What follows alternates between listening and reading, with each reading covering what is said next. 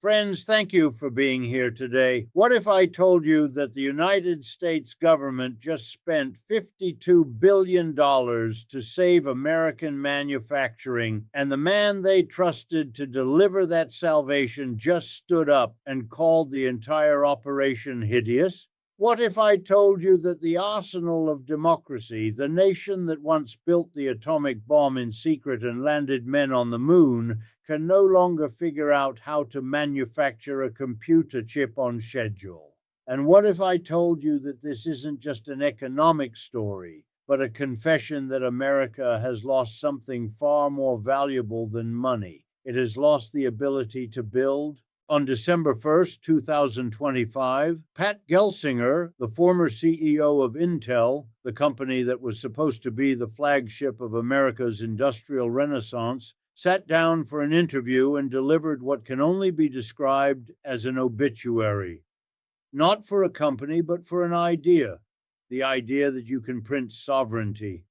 The idea that you can legislate competence back into existence.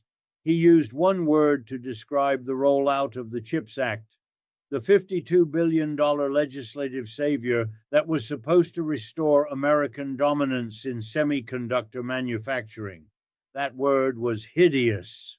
Let me give you a number that should make you pause. 0.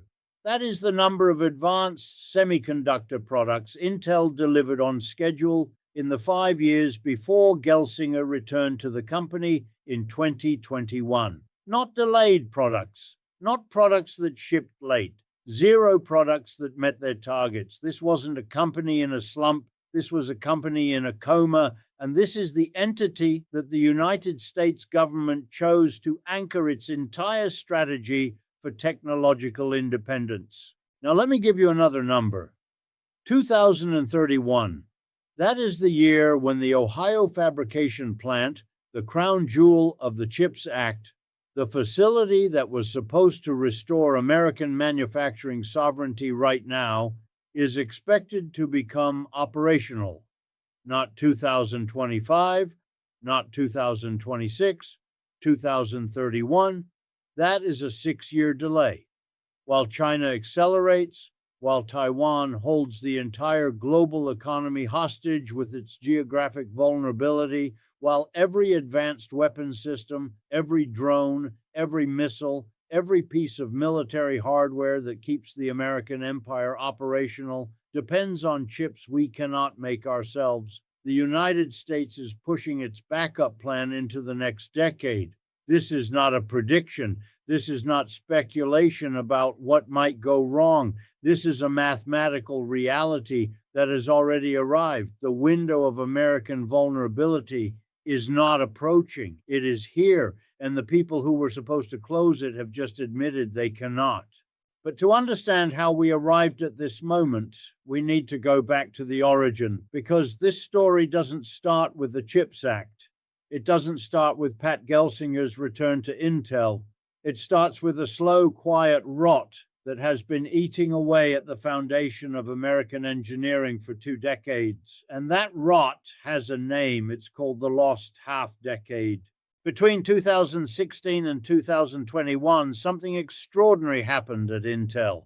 The company that had defined Moore's Law, the company that had made the microprocessor revolution possible, the company whose engineering culture was once the envy of the world, forgot how to engineer. This is not my characterization. This is Gelsinger's own diagnosis. When he returned to Intel as CEO in 2021, he found a company that had outsourced its own core manufacturing to TSMC, the Taiwanese fabrication giant, because Intel's engineers could no longer build what they had once designed. The intellectual capital had evaporated. The institutional knowledge had walked out the door. The culture of relentless technical excellence had been replaced by something else. Financial engineering, stock buybacks, quarterly guidance, the metrics of paper wealth. Intel spent the better part of a decade optimizing for shareholder value while its competitors optimized for physics. TSMC and Samsung poured billions into next-generation lithography. NVIDIA pivoted its entire architecture toward AI and parallel processing. AMD, once left for dead, came roaring back with chiplet designs that Intel's engineers couldn't match. And Intel was buying back its own stock. $50 billion in buybacks between 2010 and 2020. $50 billion that could have been poured into fabrication plants, into research, into recruiting the world's best engineers. Instead, it was used to prop up the share price, to create the illusion of value while the foundation crumbled. This is why the CHIPS Act was always doomed. You cannot fix a competency crisis with a cash injection. Money buys equipment, money buys buildings, money buys tools, but money does not buy the ability to use them.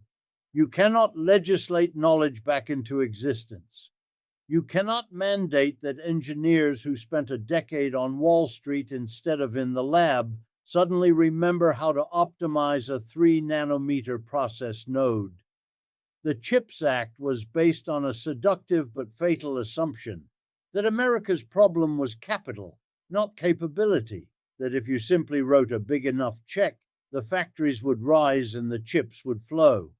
But here's the secret that no one in Washington wanted to admit. The CHIPS Act was never really about semiconductors. It was about war. Specifically, it was about the Taiwan problem, because Taiwan is not just the world's leading manufacturer of advanced chips. It is the only manufacturer that matters. TSMC controls over 90% of the global market for cutting-edge logic chips. Every iPhone, every data center, every AI training cluster, every advanced weapons system depends on a single company located on an island 90 miles from mainland China, an island that Beijing considers a renegade province, an island that could be blockaded, invaded, or simply cut off from the world with a single political decision. The Pentagon knows this. The intelligence community knows this. Every serious defense planner in Washington knows this. And the CHIPS Act was supposed to be the insurance policy. The Ohio fabrication plant was the backup plan for a Taiwan crisis. If TSMC's fabs went dark, if the supply chain collapsed, if the chips stopped flowing, America was supposed to have a domestic alternative ready to go. Not in 10 years, not in 5 years, now. But that insurance policy has just been canceled. Or rather, it's been pushed into the 2030s. And this leads us to the system's most crucial secret, which we will explore in a moment. But first, you need to understand the mechanism by which this failure occurred, because it's not just incompetence, it's something far more structural. It's what I call the equity bailout. The CHIPS Act was sold to the American people as a grant program, free money to build factories, no strings attached. Just take the cash, pour the concrete, hire the workers, and start making chips. That was the promise. But here's what actually happened. Intel couldn't meet the construction milestones, not because of bad weather, not because of supply chain delays, but because there was no real demand for what they were building. The market had moved on. The cutting edge wasn't in traditional CPUs anymore. It was in GPUs, in AI accelerators, in custom silicon designed for specific workloads. Intel was building factories for a product category that was becoming obsolete, even as the foundations were being poured. So the company ran out of cash. And when Intel ran out of cash, the United States government made a choice. Instead of letting the market work, instead of allowing creative destruction to clear out the dead wood and make room for something new, the government doubled down. It swapped the grant for equity. $8.9 billion for a 10% ownership stake in Intel. The U.S. Treasury became a shareholder. The American taxpayer became a bag holder for a company that cannot compete. This is the equity bailout. It's not a rescue, it's a nationalization by another name. Intel is now what I call a zombie national champion. It cannot fail because the government won't let it, but it also cannot compete because it doesn't know how. It exists in a strange purgatory propped up by public money, shielded from market discipline, slowly consuming resources that could be deployed elsewhere. This is not capitalism. This is not industrial policy. This is cargo cult economics. We built the buildings and expected the magic to return, but magic doesn't work that way. And here's where the timeline becomes truly terrifying. Pat Gelsinger revealed in his December 1st interview that the Commerce Department took 2.5 years to deploy the CHIPS Act funds. 2.5 years. From the moment the legislation was signed to the moment the first dollar actually reached Intel's account. 2.5 years elapsed. Gelsinger's exact words, 2.5 years later and no money is dispensed. I thought it was hideous. Think about what was happening during those 2.5 years. NVIDIA's stock went vertical as the AI boom took off. TSMC broke ground on new fabs in Arizona and began production ahead of schedule. Samsung poured tens of billions into next-generation memory. China accelerated its own semiconductor independence program, pouring state resources into every layer of the stack from materials to design tools. The entire global semiconductor landscape was being reshaped in real time at the speed of capital, at the speed of innovation, at the speed of geopolitical competition. And the United States government was processing paperwork. The Commerce Department wasn't moving at the speed of the market. It was moving at the speed of bureaucracy. And bureaucracy, friends, moves at the speed of Congress, which moves at the speed of committee hearings, which moves at the speed of staff memos, which is to say it doesn't move at all, but it gets worse. Because the delay wasn't just about red tape, it was about priorities. The CHIPS Act didn't just allocate money for fabs. It attached requirements, social requirements. The factories had to provide childcare. They had to meet diversity targets. They had to satisfy environmental reviews and community impact studies and prevailing wage agreements. Every single one of these requirements is defensible in isolation. Every single one of them represents a legitimate policy goal. But when you stack them all together, when you layer them on top of each other, when you make each one a precondition for funding, you create a system that cannot move. While Intel was navigating the bureaucratic maze, while the Commerce Department was checking boxes and scheduling site visits and conducting compliance reviews, the competition was building. This is the key insight that Gelsinger tried to communicate in his interview, the insight that the policy architects in Washington fundamentally misunderstood. Speed is not a luxury in the semiconductor business. Speed is the entire game, because chip manufacturing operates on what's called a process node cycle. Every 18 to 24 months, the cutting edge moves forward. 7 nanometer becomes 5 nanometer. 5 becomes 3, 3 becomes 2. And if you miss a cycle, if you arrive late to a node, you don't just lose a year or two, you lose a generation. Because by the time your factory comes online, the market has already moved to the next node and everything you built is obsolete. Intel missed the cycle, the CHIPS Act missed the cycle, and now we're staring at a 2031 timeline for a facility that was supposed to secure American sovereignty in 2025. The window of vulnerability isn't closing, it's widening, and the adversary can see it as clearly as we can. Let me paint you a picture of what this vulnerability looks like in concrete terms. Right now, this moment, the United States military is dependent on TSMC for the chips that run its most advanced weapons systems. The F-35 fighter jet, the Aegis missile defense system, the cyber warfare infrastructure, the satellite networks, the drone fleets. Every single one of these platforms depends on semiconductors that are manufactured on an island 90 miles from a hostile power that has explicitly refused to rule out the use of force to claim that island. The Pentagon planners know this. They've wargamed it, they've modeled it, they've run the scenarios, and every scenario ends the same way. If Taiwan goes dark, if TSMC's fabs stop producing, the United States military has approximately 18 to 24 months of stockpiled chips before critical systems start to fail. Not because the weapons break down, but because they can't be replaced, can't be upgraded, can't be maintained. The entire technological edge that American military dominance depends on vanishes the moment the supply chain breaks. This is why the Ohio plant mattered. This is why the CHIPS Act was sold as a national security imperative, not an economic development program. It was supposed to be the fail-safe, the backup generator, the insurance policy that meant even if the worst happened, even if Taiwan fell, even if TSMC was destroyed or captured or simply denied to the West, America would still have the ability to build the chips it needed to defend itself.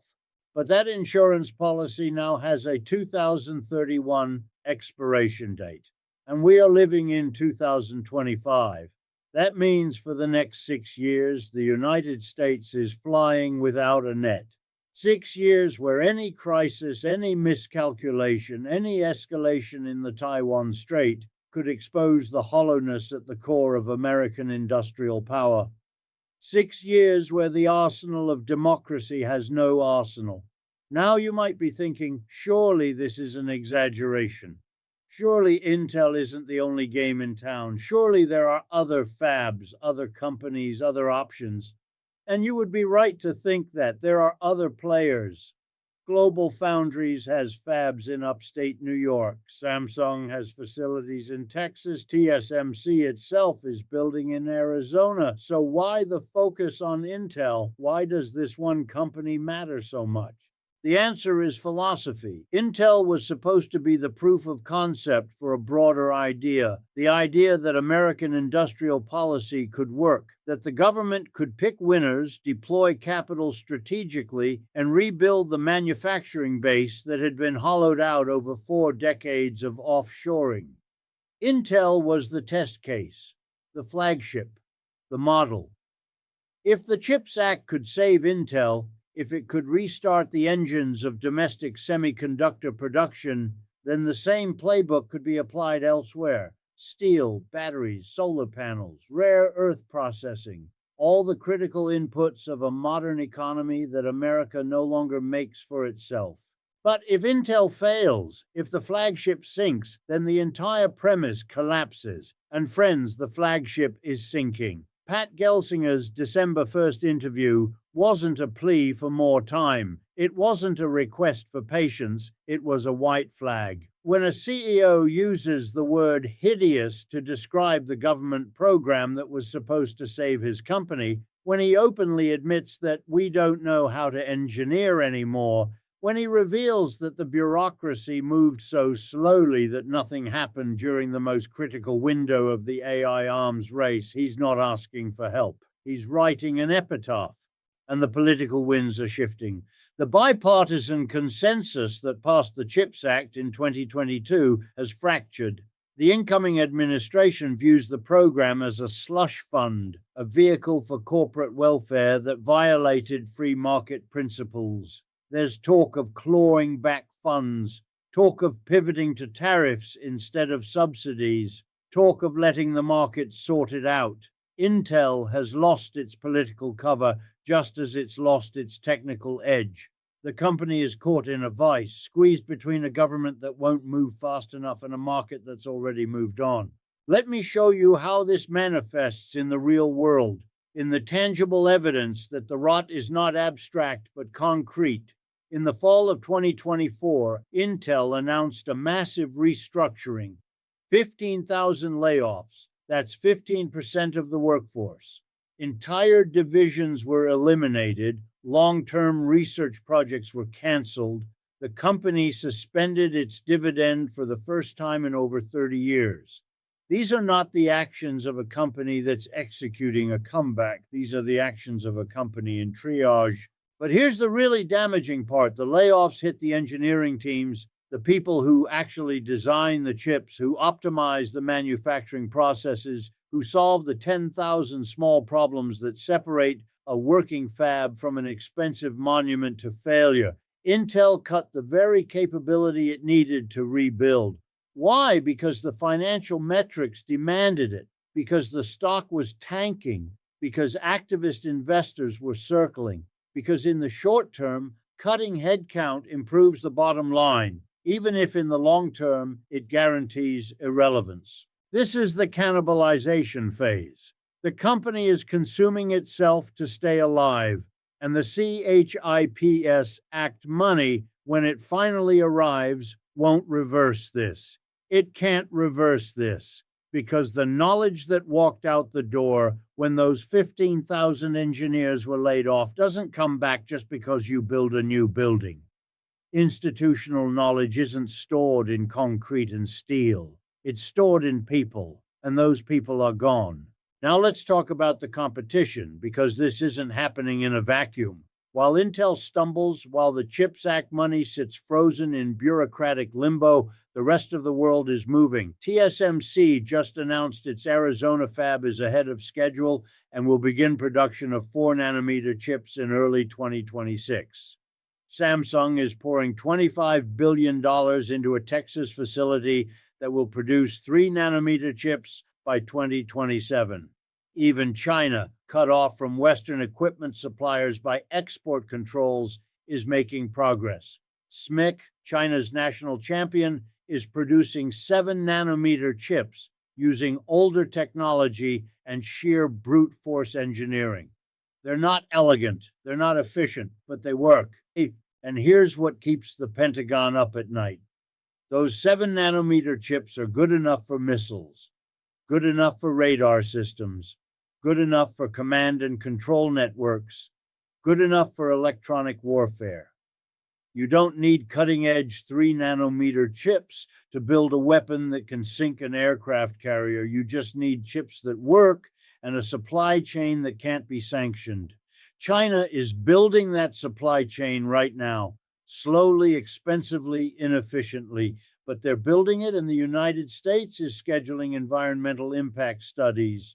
The asymmetry is staggering. China operates on 5-year plans enforced by a government that doesn't have to worry about midterm elections or activist investors or community input sessions. They identify a strategic goal, allocate resources, and execute. It's not better, it's not more innovative, it's not more efficient in the long run, but it is faster. And in a race where speed determines everything, faster wins. Meanwhile, America operates on a system where $52 billion in funding takes 2.5 years to deploy, because we have to make sure every fab has a child care center and meets diversity targets and satisfies environmental reviews. Again, these are not inherently bad goals, but they are incompatible with the urgency of the moment. You cannot win a technological arms race with a system designed for peacetime social engineering. Pat Gelsinger understood this. This is why his interview was so damning. He wasn't criticizing the goals, he was criticizing the execution.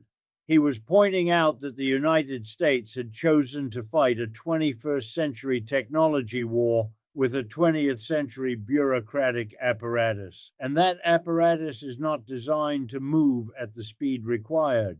Let me give you another data point that illustrates the depth of the problem. In 2023, Intel's revenue was $54 billion. TSMC's revenue was $69 billion. Samsung's semiconductor division, $73 billion. NVIDIA, which doesn't manufacture chips but designs them, $61 billion. Intel is being outspent, out-innovated, and out-executed by competitors on every side. The CHIPS Act was supposed to level the playing field. but $8.9 billion over multiple years doesn't level anything when your competitors are investing 20, 30, 40 billion dollars annually from their own cash flows. The math doesn't work, the timelines don't work, the incentives don't work, and now the political will is fracturing.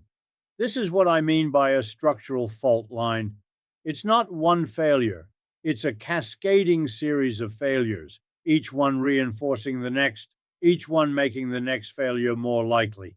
Intel can't compete because it lost its engineering talent. It lost its engineering talent because it prioritized financial engineering over real engineering. It prioritized financial engineering because the market rewarded buybacks over R&D. The market rewarded buybacks because quarterly earnings matter more than decade-long investments. And now the government is trying to override the market with subsidies. But the subsidies are deployed so slowly and with so many strings attached that they can't possibly work. This is the trap. Every actor in the system is behaving rationally according to their incentives. The engineers leave because they can make more money in finance or software. The executives buy back stock because it boosts their compensation. The politicians attach social requirements to funding because their constituents demand it. The bureaucrats move slowly because speed creates legal liability. Every individual decision makes sense, but the cumulative effect is paralysis. And while America is paralyzed, the rest of the world is moving. The liquidity tide is going out, and we are about to find out who is swimming naked. So let's bring this into focus. Let's talk about what we're actually facing here, because this isn't just about Intel. It's not even just about semiconductors. This is about the convergence of three forces that are hitting simultaneously, and the collision is going to reshape everything.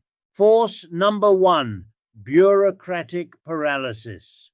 The United States government has proven definitively that it cannot move at the speed required to compete in advanced manufacturing. The CHIPS Act was the test. It was $52 billion, bipartisan support, explicit national security justification, and it still took 2.5 years to deploy the first dollar. 2.5 years during which the Commerce Department prioritized compliance over speed, process over results, social requirements over strategic urgency. This isn't a bug in the system, this is the system, and it cannot be fixed with better management or smarter appointees because the problem is structural. The problem is that democratic governments operating under rule of law with multiple stakeholders and transparent processes cannot move as fast as authoritarian governments or private markets. They just can't. And in a world where speed is everything, this is a fatal disadvantage. Force number two, capital flight. Watch where the money is actually going, not where the politicians say it should go. Private capital is fleeing hardware for software. It's fleeing manufacturing for AI. In the time it took Intel to not build its Ohio fab, NVIDIA's market cap went from $300 billion to over $3 trillion. $3 trillion. That's not a typo. The market looked at Intel trying to build physical fabs and looked at NVIDIA designing AI chips that TSMC manufactures, and the market made a choice. It chose the asset-light model. It chose the design layer, not the manufacturing layer, because design scales infinitely, manufacturing scales linearly. You can train one AI model and sell it 1 billion times. You can't build one fab and produce 1 billion chips without building more fabs. The capital markets have already decided that America's future is not in making things. It's in designing things and letting Asia make them. This might be rational from a return on investment perspective. It might maximize shareholder value. But it also means that when the crisis comes, when the supply chain breaks, when Taiwan goes dark, all that design capability becomes worthless because there's nowhere to manufacture the designs. You can have the best chip architecture in the world, but if you can't print it onto silicon, it's just an idea. And ideas don't power weapon systems. Force number 3, geopolitical reality. China is building now, not planning to build, not studying the feasibility, building. They're building fabs, they're building supply chains, they're building design ecosystems. They're doing it inefficiently, they're doing it expensively, they're doing it with 10-year-old technology and sheer brute force. But they're doing it. And the United States is planning for 2030. The timelines don't match. We're in a race where our competitor is running and we're still in the locker room arguing about what shoes to wear. And here's the psychological trap that makes this even more dangerous. Human beings are hardwired to believe tomorrow will look like yesterday. This is what psychologists call normalcy bias. It's the reason people don't evacuate before hurricanes. It's the reason investors hold losing positions too long. It's the reason nations stumble into wars they could have avoided. We assume that the systems that worked yesterday will work tomorrow. We assume that because TSMC has always been a reliable partner, it always will be. We assume that because Taiwan has remained independent for 75 years, it will remain independent for 75 more. We assume that because the chip supply chain hasn't collapsed yet, it won't collapse. But systems don't give warnings. They don't send polite notifications that they're about to break. They just break. And usually they break faster than anyone expects. The assumption that we have time, that the Ohio fab will eventually come online, that Intel will eventually figure it out, that the bureaucracy will eventually speed up, that assumption is the most dangerous thing in this entire story, because it allows us to pretend that the crisis is still in the future, when in fact the crisis is right now. Let me illustrate this with a concept I call the money illusion. It's the reason you can become a millionaire on paper, but poorer at the grocery store. It's the reason you can see your portfolio go up while your purchasing power goes down. And it applies here. The CHIPS Act created the illusion of action. $52 billion, a massive legislative achievement, bipartisan support. Headlines about the return of American manufacturing, but illusion is not reality. The money didn't move. The fabs didn't get built. The chips didn't get made. We got the press release without the product. We got the announcement without the execution. And now we're living with the consequences. Intel's stock is down over 60% from its 2021 highs. The company that was supposed to be the savior of American tech is worth less than it was before Pat Gelsinger returned. The market has rendered its judgment. The market doesn't believe in the comeback story. And when the former CEO goes on record calling the entire rescue operation hideous, when he admits the company doesn't know how to engineer anymore, the market's judgment looks pretty accurate. But here's what should terrify you. Intel's failure is not just Intel's problem. It's a symptom of something much larger. It's evidence that the United States has lost the ability to do hard things. We can pass legislation, we can allocate money, we can hold hearings and write reports and issue press releases, but we cannot build, we cannot manufacture, we cannot execute complex engineering projects on time and on budget. We've become a nation of financiers and consultants and administrators, and we've forgotten how to make things. Look at the pattern. The F-35 fighter jet, a decade late and hundreds of billions over budget. The Columbia-class submarines, delayed and over budget. The infrastructure bill, passed with great fanfare, money sitting in accounts, projects stuck in permitting hell. The high-speed rail projects, cancelled, abandoned, or reduced to embarrassing fractions of their original scope. Every major construction project, every advanced manufacturing initiative, every attempt to build physical infrastructure runs into the same wall.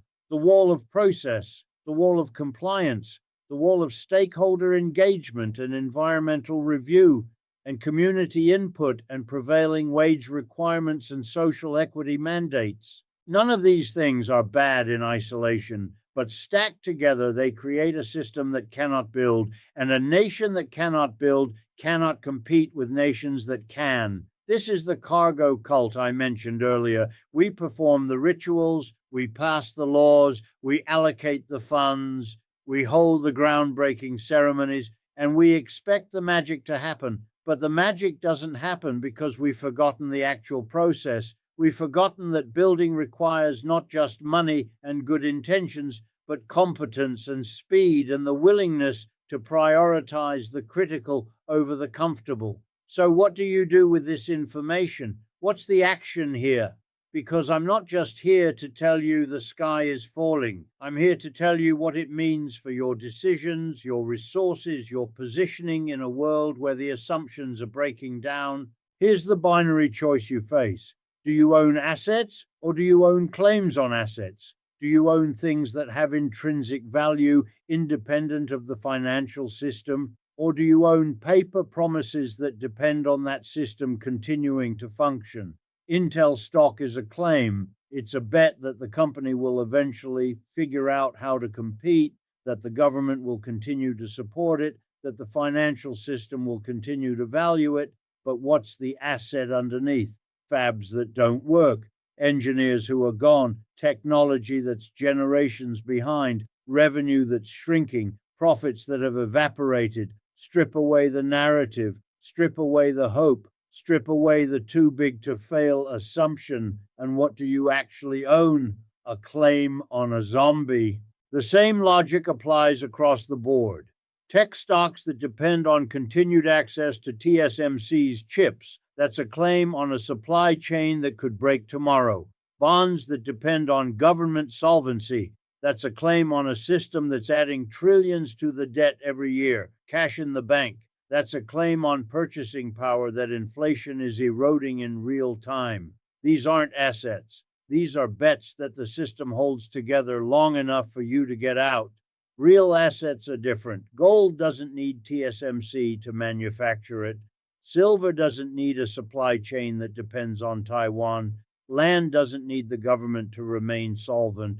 Energy doesn't need the financial system to function. These are the things that have value when the claims start breaking down. And friends, the claims are starting to break down. I'm not telling you to sell everything and buy gold bars and bury them in your backyard. I'm telling you to understand what you own. I'm telling you to recognize that we are living through a transition from a world where paper wealth was secure because the system was secure to a world where the system itself is the risk. Intel was supposed to prove that America could rebuild its industrial base. It has proven the opposite. It has proven that we can't.